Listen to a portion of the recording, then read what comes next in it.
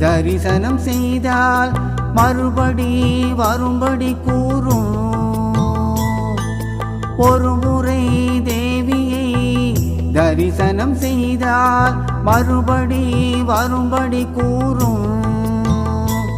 அவள் திருவடி தொழுதிட திருவருள் பெருகிடும். அவள் திருவடி தொழுதிட திருவருள் பெருகிடும்.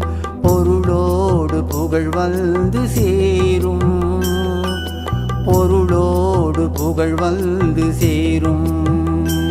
जय माता वैष्णवी जगन्माता वैष्णवी जय माता वैष्णवी जगन्माता वैष्णवी जय माता वैष्णवी जगन्माता वैष्णवी जय माता वैष्णवी जगन्माता वैष्णवी